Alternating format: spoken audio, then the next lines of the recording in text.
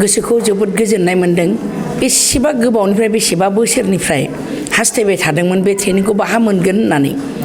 दिनै भाग्य मोजां जोंहा सेवलि मेडामनि अर्गेनाइज खालामनायाव बिथांनि नाजानायाव जोङो खाफालखौ गेंबाय होननानै साननांगोन।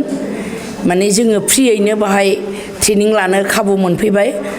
बड'लेण्ड इउनिभारसिटिनि आन्डाराव मेडामनि अर्गेनाइज खालामनायाव जोङो हथादैब्लाबो मैयानि दिनावसो जों खबर मोनदों। खबर मोननाय लोगो लोगो गोसोआ थानो हायाखै आरो सोरखौबा हर होनदोंमोन, नाथाय आंसो लानो गोसोथार, आंनो लाहैगोन होनथारबाय आं। ओमफ्राय लगालग मोनानि बिथोरावनो फन हरलाजोब्बाय एसे, ओमफ्राय बयखौबो मोनबाय। बे बिनानावमोनखौ हरलाजोब्बाय गामियाव गासिबो।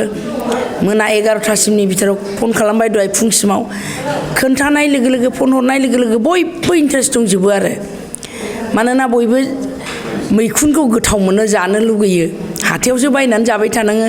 गायनानै जाजायोबा बयबो गायनानै जागासिनो दं, थाखा खामायगासिनो दं, जों मानो हाया होननानै बयनिबो गोसोआव साननाय दंखायोमोन।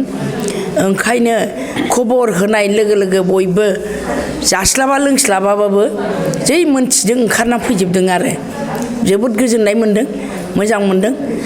जों बेबादिनो गोसोआव सानबाय थानाय दंमोन माब्लाबा बेखार समब्ला जों बेफोरखौ मावगौमोन, नाथाय जोंनाव ट्रेनिंआनो गैया। माब्रै मावो माब्रै मायो जों मोनथिया।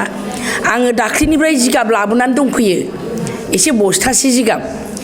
दाना मैखुनखौ गायनो होननानै जिगाबा बिहरबाय, ट्रेनिंथ' मोनाखै।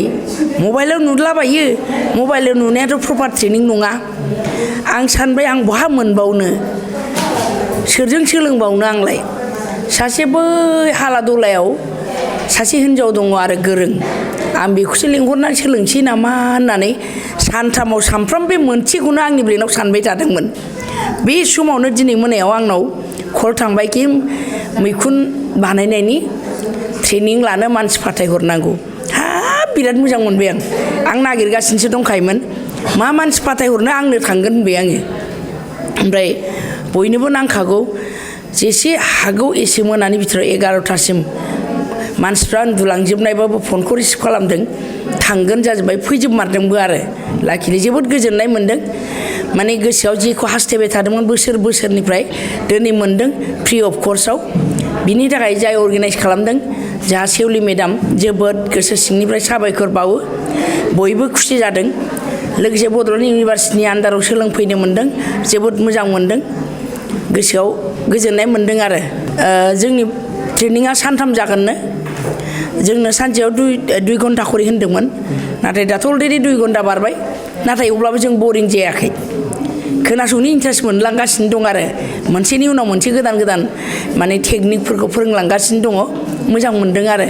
ट्रेनिं लानायनि उनाव जों सुबिदाखौ जेबो मोनथिथ'वा, नाथाय जोंहा बेनो गौरब मोनदों आरो जोंबो जे ट्रेनिंखौ मोनबाय, जोंबो दिनैनिफ्राय मैखुनखौ बानायनो हासिगोन। जों बेखौनो मोजां मोनदों आरो बेखौनो खुसि मोनदों।